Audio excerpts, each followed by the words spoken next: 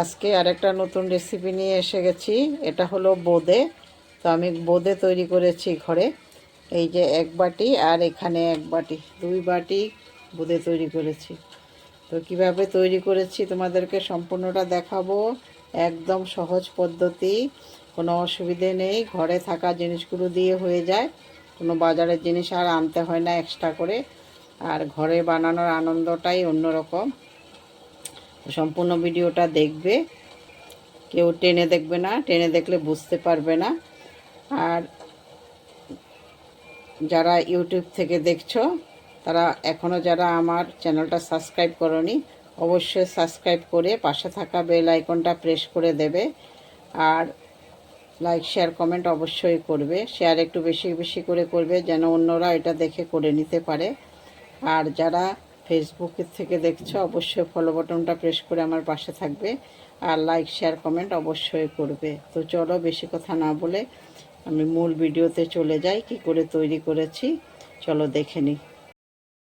বোঁদে বানানোর জন্য আমি কিছু বেসন নিয়ে নিয়েছি। এই বেসনগুলোকে এখন গুলবো।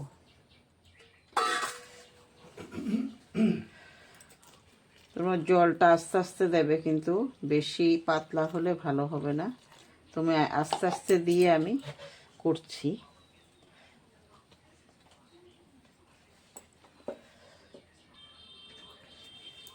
গোলাটা দেখো কিরকম হয়েছে, এরকম হতে হবে। বেশি পাতলা হলে ভালো হবে না, আর বেশি মোটা হলেও ভালো হবে না, এইরকম হতে হবে। এই দেখো, তো হয়ে গেছে আমার মাখা গোলাটা। তো কিচ্ছু দিতে হবে না, খালি বেসন দিয়ে আর জল দিয়ে গুলে নিলেই হয়ে যায়। আর অন্য কিছু দেওয়ার দরকার নেই।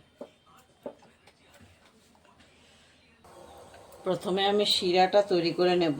জল গরম হয়ে গেছে, আমি এলাচ দিয়ে দিচ্ছি এই যে। তারপরে এখন দিয়ে দেব চিনি।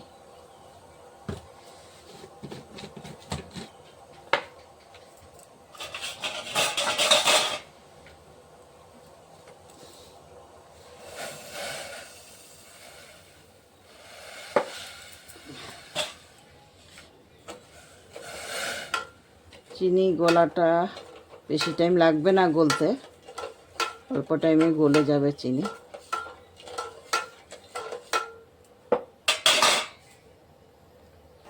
শিরা হয়ে গেছে, এই যে দেখো শিরা হয়ে গেছে। এখন আমি শিরাটা গ্যাস ওভেন থেকে আমি নামিয়ে নিচে রেখে দিতে পারবো। কড়াই বসিয়ে দিয়েছি, তেল দিয়ে দিচ্ছি। তেলটা গরম হওয়া পর্যন্ত অপেক্ষা করতে হবে। তেল গরম হয়ে গেছে, এখন আমি দেখব কীরকম হয়, তেলটা কীরকম গরম হয়েছে ওইটাই টেস্ট করে দেখব।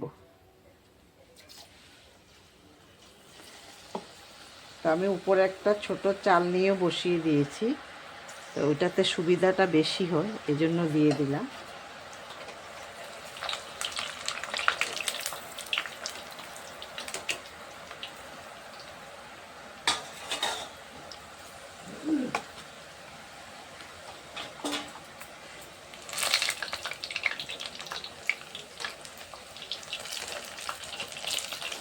এখানে কোনো ঝামেলাই হবে না, তুমি চালনিটা তুলে ফেললেই সব একসাথে উঠে যাবে। এই যে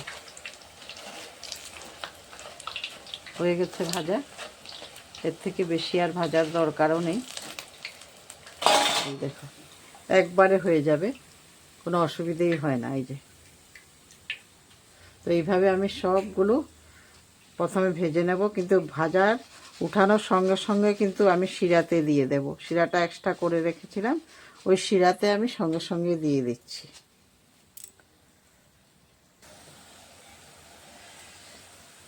তো এইভাবেও ভাজা যায় ছাঁকনি ছাড়া।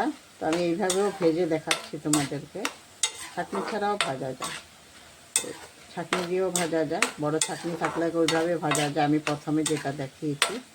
আর ডাইরেক্ট কড়াইয়ের মধ্যে দিয়েও তুমি করতে পারবে, তখন আবার ছাঁকনি দিয়ে তুলতে হবে। আমি এইভাবেও করেছি, এটাও দেখাবো তোমাদেরকে এটা কিভাবে করেছি। তো ডাইরেক্ট কড়াইয়ের মধ্যে দিয়েও করা যাবে, তো ওইটা কিভাবে করছি এখন তোমাদেরকে দেখাবো। এটাও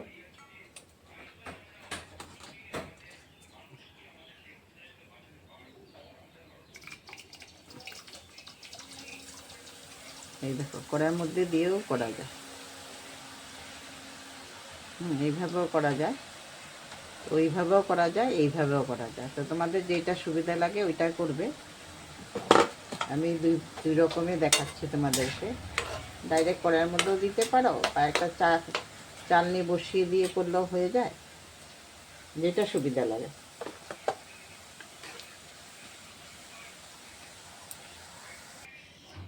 রেডি সবগুলো হয়ে গেছে। এই দেখো অনেকগুলো তৈরি করেছি, এইটাতে তৈরি করেছি, আবার এই যে এখানেও আছে, এই যে এখানেও আছে, 2 গামলা তৈরি করেছি। তো সম্পূর্ণ ভিডিওটা তোমরা দেখার জন্য অনেক অনেক ধন্যবাদ। আর এইভাবে একবার তৈরি করে দেখো, খুব ভালো লাগে। ঘরের তৈরি জিনিসগুলো তো এমনিতেও ভালো হয়, আর তোমরা নিজে তৈরি করলে আর একটা আনন্দ থাকে। তো দেখো নিজে তৈরি করতে পারো কি না। এরকম করে একদম সহজ, কোনো অসুবিধা নেই, এইভাবে তৈরি করে নেবে। সম্পূর্ণ ভিডিওটা দেখার জন্য তোমাদেরকে অনেক অনেক ধন্যবাদ।